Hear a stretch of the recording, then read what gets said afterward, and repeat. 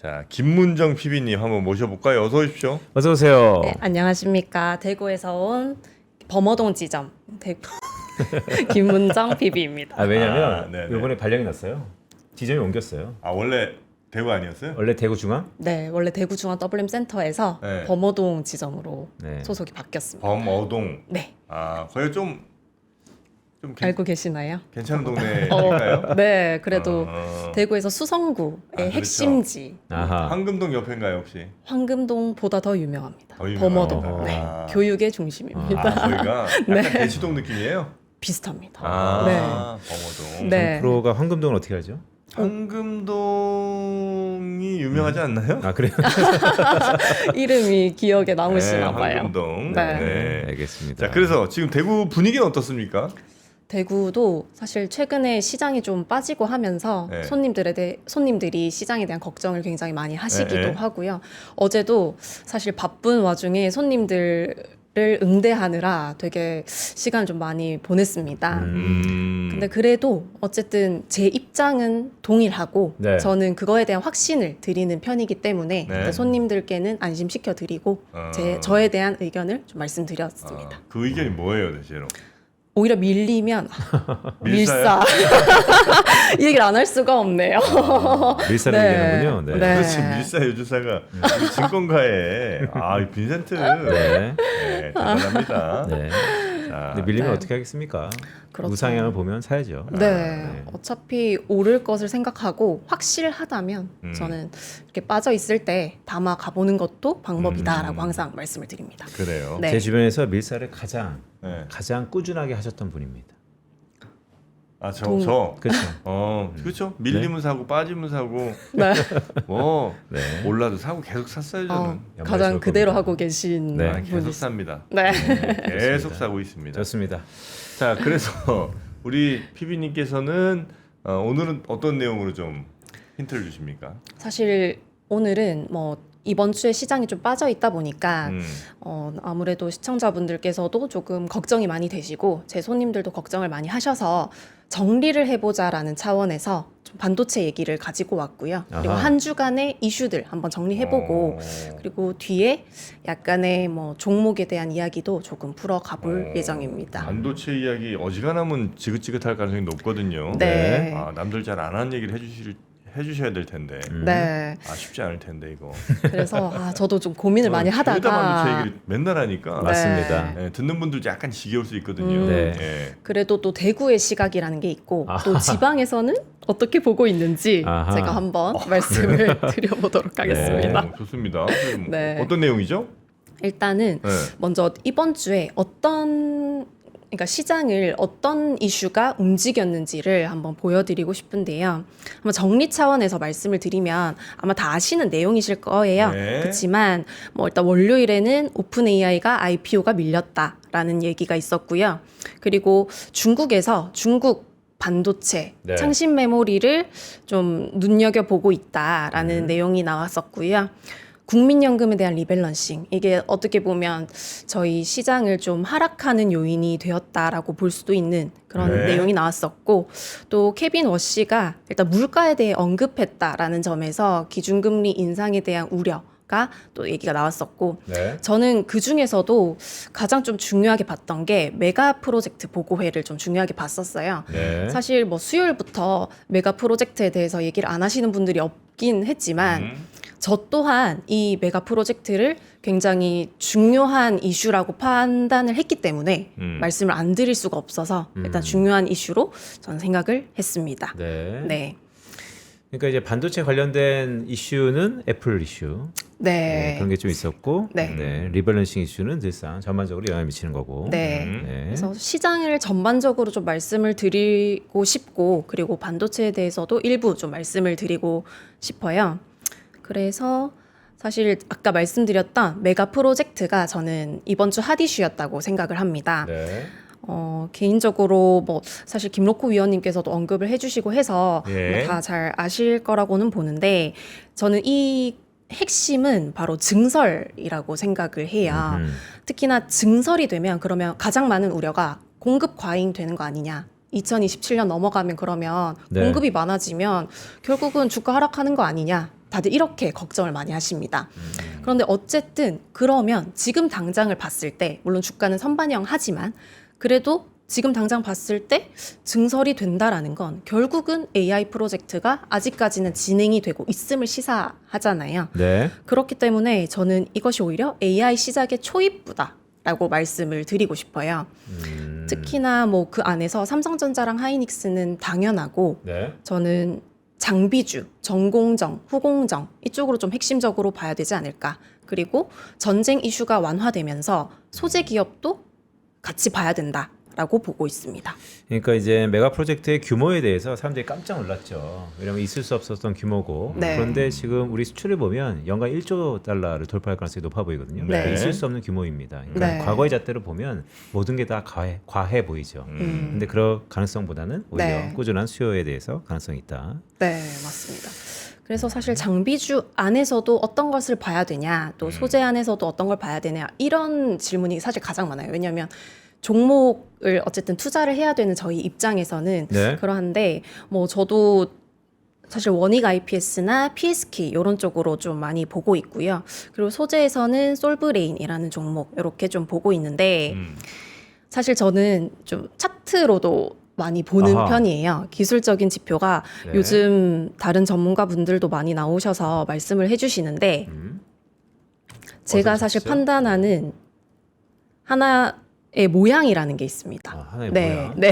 상승의 모양이 있는데 여기 지금 보시면 약간 물결 모양 혹시 보이시나요? 그래? 잠시만, 여기. 잘렸어요. 물결 모양. 아, 네. 요렇게 올라가는 각도가 높은 약간의 물결 모양. 네. 네. 그러면 저는 이 모양이 지금 이제 이평선 5일선인데 여기 물결을 살짝 그렸을 때 이쯤에서는 사야 된다라고 보는 입장입니다. 한 번 오르고 네. 한번 약간 오르고 다질 때. 네, 맞습니다.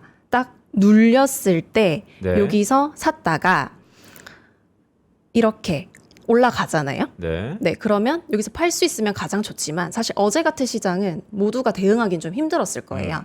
그러면 저는 일단은 버팁니다. 아하. 네, 이 예시를 한 가지 더 보여드리면 네. 주성 엔지니어링이라는 종목이 있었는데 네. 여기가 딱 그런 모양이었거든요. 아하. 이렇게 물결 모양. 음. 그래서 저는 개인적으로 시청자분들께서도 이런 또 기술적인 지표도 종목을 좀 선별하실 때 네. 어떻게 보면 좀 판단의 근거가 될 수 있지 않을까라고 조심스럽게 일단 말씀드려 봅니다. 물결 모양. 네. 그럼 지금 이 물결 모양이 가장 비슷한 게 어떤 거입니까? 최근에는 PSK였었고요. 아하. 그리고 지금은 사실 제가 아직 파악을 못했는데 네. VM도 그 전에 이런 모양을 좀 그려줬었어요. 아. 그래서 이렇게 또 올라갔었고 네. 그래서 저는 이런 모양들도 한번은 또 참고하셔서 네. 물론 이 모양으로 바로 뭐 매수를 하셔라 이런 말씀이 아니라 참고를 하셔라라고 말씀을 드리고 싶습니다. 김은정 피부가 네. 좋아하는 물결 모양. 네. 네, 알겠습니다. 일단 반도체 얘기가 나와서 사실 다 아까 말씀드렸던 것들이 또 보면 반도체 종목들이에요. 뭐 주성 엔지니어링, PSK부터 해서 네. 다 반도체 전공정 그렇죠, 그렇죠. 쪽이라서 제가 그냥 참고하시라고 한번 말씀드려봤습니다. 네. 아, 좋은 그러니까요. 아이디어입니다. 네. 네. 물결 모양. 물결이잖아요. 맞아요. 예, 네, 흐르는 대로. 예, 그 파도를 잘 타야죠. 연어가 되면 안 되는데. 아유, 거슬러 올라가면 안 됩니다. 그래서 자. 네, 뭐 이어서 말씀드리면 네. 어쨌든 이러한 메가 프로젝트라는 투자 효과가 결국은 또 글로벌 메모리의 공급을 또 안정화시킬 수 있다라는 점이 있었고 네. 결국은 이것이 AI 생태계를 확산시킨다. 그리고 결국 이것이 또 한국 반도체를 강화한다라는 스토리텔링으로 이어진다면 사실 주목하지 않을 수가 없는 프로젝트라고 저는 생각을 합니다. 네. 네. 그러니까요. 아마 지금의 거친 소나기가 지나고 나면 이 메가 프로젝트에 대해서 다시 한번 재조명될 겁니다. 왜냐하면 외신들은 벌써 약간 뜨겁거든요. 네. 그래도 규모가 크긴 커요. 맞아요. 그래서 사실 처음에 이 메가 프로젝트가 나왔을 때 이 4,700조 원이라는 이 규모가 가장 이슈를 받았었거든요. 네. 그렇기 때문에 저는 이 안에서도 뭐 제가 다른 섹터에 대해서는 말씀을 드리진 않았지만 어쨌든 뭐 오늘은 반도체 소부장 쪽으로 좀 빠지고는 있어도 그래도 일단은 주목을 해보자. 라고 말씀을 드리고 싶습니다. 알겠습니다. 자, 네. 우리 김은정 PB가 지금 정기적으로 한 2주에 한 번씩 나오나요? 우리 어떻게 쓰죠? 제가 이, 지금 삼 3주 아, 그러니까 네, 삼주 한 텀이죠? 번씩 출연하고 있습니다. 네, 이거 가져오신 5번째 페이지 보니까 네. 자금 유익 섹터도 여전히 쏠림이 있다. 네. 네, 역시 반도체입니까? 네. 이게 제가 사실 지점에서는 ETF를 일주일에 한 번씩 지난주에 어떤 ETF 섹터가 자금 유입이 많았는지 좀 정리를 해서 말씀드리고 있어요. 근데 이게 ETF를 매수하세요. 이런 의미가 아니라 어쨌든 ETF가 시장이 어떤 방향으로 흘러가는지를 확인할 수 있는 지표가 됩니다. ETF가 네, 그렇기 때문에 저는 지난주에 자금 유입이 어느 쪽으로 많이 됐는지를 먼저 체크를 해요. 그렇게 봤을 때 사실 지난주에는 결국은 또 반도체였어요. 보시면 뭐 단일 종목 레버리지 ETF가 아닌 이상은 결국은 다 반도체 종목이었습니다. 그렇게 보면 결국은 이 반도체에 아직까지 수급이 몰리고 있고 네. 그리고 어쨌든 ETF도 운용사가 매수를 하는 것이기 때문에 운용사의 큰 자금이 ETF로 들어오는 것이다라고 해석을 할 수가 있고요. 네. 그리고 또 가장 중요한 건 ETF 종목 안에 어떤 개별 종목이 들어가냐가 중요합니다. 중요하죠. 네, 그래서 지금 보시면 하이닉스가 다 종목이 가장 많습니다. 그러니까 하이닉스, 네. 삼성전기, SK스퀘어 최근에 많이 하락했던 종목들이 대부분 포진돼 있어서 아. ETF 네. 수익률도 오를 땐 네. 좋았는데 대부분 네. 하락폭이 크다 이런 얘기죠. 네.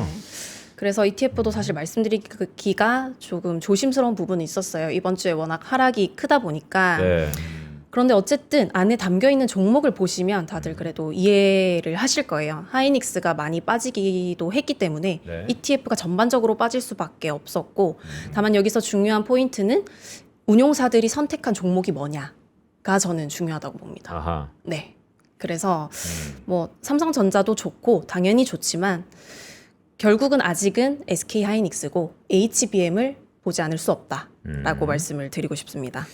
그러니까요. 우리 모두 전부 다 AI 시대에 메모리 반도체를 위시한 일부 종목들의 대부분 사람들이 다 기관도 그렇고 개인도 그렇고 다 포트에 있다라는 것이죠. 네, 맞아요. 네. 전후회가 생기겠네요. 같이 고생하면. 네, 맞아요. 그리고 네. 또 다음 주에 중요한 이슈들이 있다 보니까 다음 주에? 네, 너무- 아까도 뭐 네. 대표님도 말씀하셨지만 ADR 상장, 아. SK 하이닉스 7월 10일에 상장하고요. 그리고 네. 7월 7일에 또 삼성전자 실적 발표 아. 예상도 있기 때문에 7월 7일. 네, 결국 아직까지는 너무 실망하지 마시고 네. 일단은 한번 기다려 보시는 것도 방법이라고 생각합니다. 그러니까 7월 7일 삼성전자 2분기 잠정 실적은 사실은 숫자만 띡 나오기 때문에 네. 네, 그 해석은 뭐 애널리스트 대부분 하지만 오히려 시장의 관심은 7월 7일 이후에는 또 SK하이닉스로 확 쏠리지 않을까라는 생각도 드는데 네. 뭐 전반적인 보죠. 최근에 보면 성과급 때문에 네. 처음에 100조여서 이제 70조 초중반까지 내려온 컨센서스가 많다 보니까 네. 시장이 그런 걸 어느 정도 반영하고 있다라고 보고 있는데 자, 뭐 그 지역을 차치하더라도 네. 최근에 어쨌든 손님들이 좀 격화됐잖아요.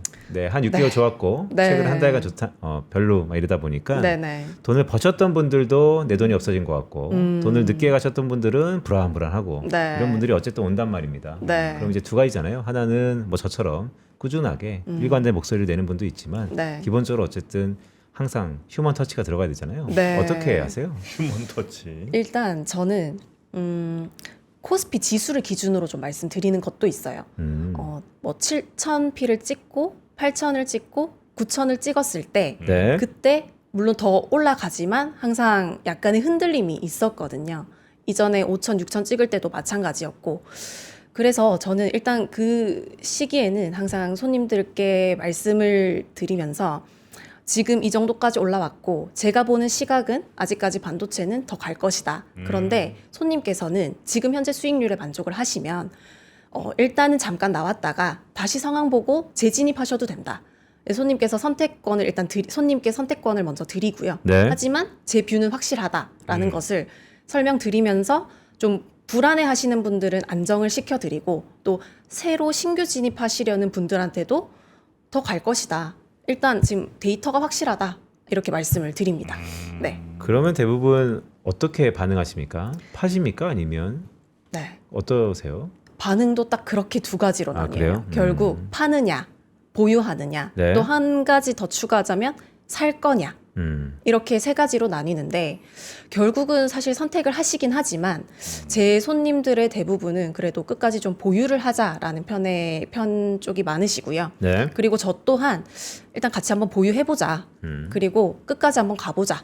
라고는 말씀드리고 있습니다. 네. 그러니까요. 참 이게 뭐 전반적으로 어떤 분들이 확고한 생각을 갖고 있으면 그거에 대해서 여러 가지 의견을 드리지만 또 잘 바뀌지 않아요. 근데 요즘에 좀 궁금했던 건 그럼에도 불구하고 이런 공포 장애 사시는 분들이 비중적으로 이전보다 많은가 적은가가 좀 중요한 바로미터일 것 같아서 한번 네. 여쭤봅니다. 네.